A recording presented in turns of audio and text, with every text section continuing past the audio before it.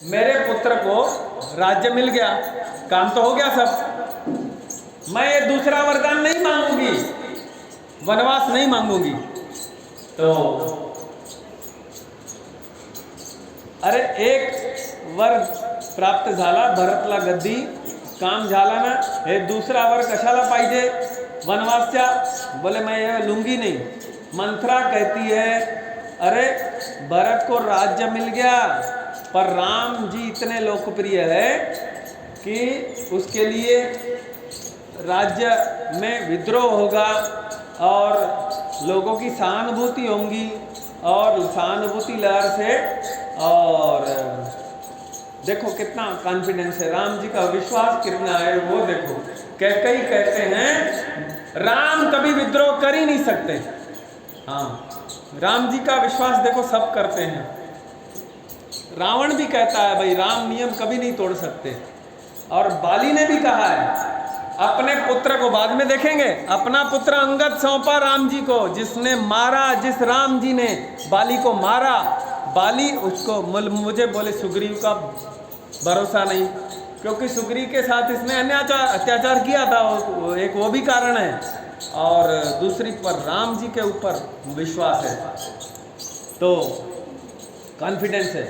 मंथरा कहती है देखो श्री राम जी विद्रोह नहीं करेंगे पर लक्ष्मण करेंगे। अब लक्ष्मण जी का स्वभाव तो है ऐसा उग्र, वो राम जी के प्रति जिसने भी किया उसको तो वो छोड़ते नहीं, लक्ष्मण जी का स्वभाव ऐसा है, तो उनका तेज स्वभाव है।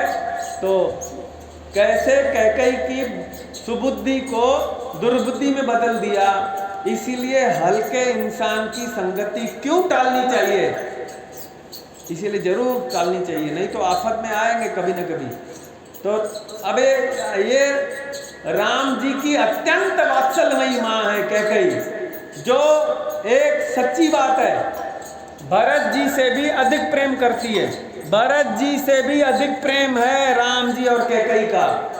तो कैकेयी कहती है, और ये भी बात हमने देखी, कैकेयी बार बार कहती है कौशल्या को, दीदी दीदी भरत तो तुम्हारा है, राम तो मेरे हैं, राम तो मेरे हैं, अक्सर कहती है।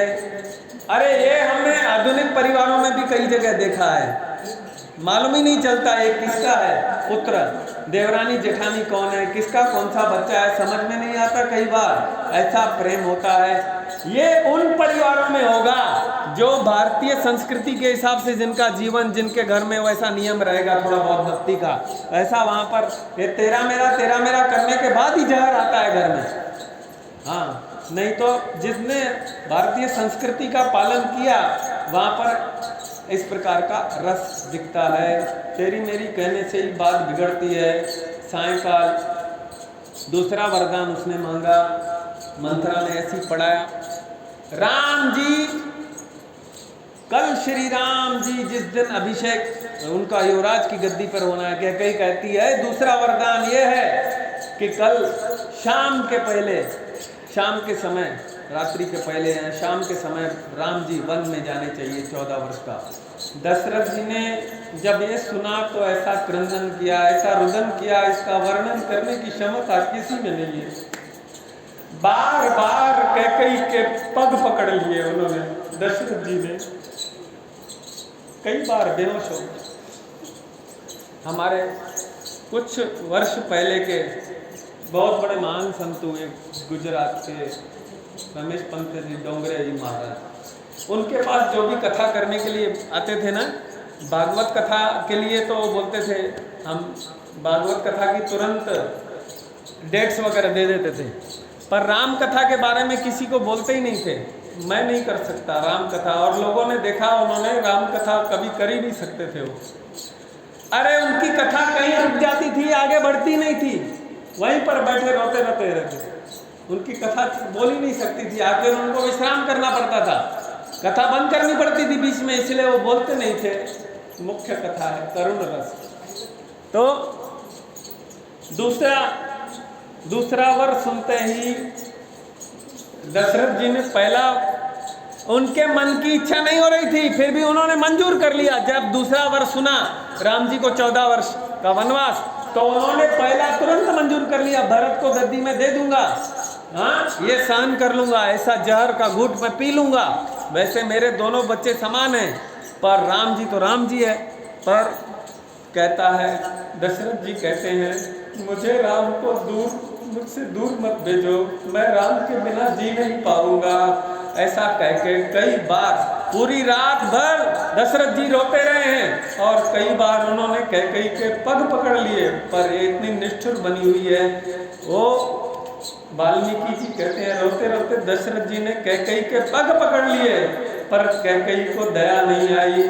कुसंगति कितना पतन कराएगी। देखो सत्संग जब करना है तब करना, पर ऐसे बुरे लोगों का त्याग अपनी जिंदगी में पहले कर देना, ऐसे दुष्ट लोगों से संगति नहीं रखना। सत्संग कहते हैं गुरु महाराज जब करना है तब करना, पर कुसंग का त्याग आज ही करना। अरे एक शकुनी नहीं होता तो महाभारत की कथा नहीं, ऐसी युद्ध नहीं होता। ऐसा दुर्बुद्धि कुसंग से इंसान बिगड़ता है। दशरथ जी मनाते हैं पर मान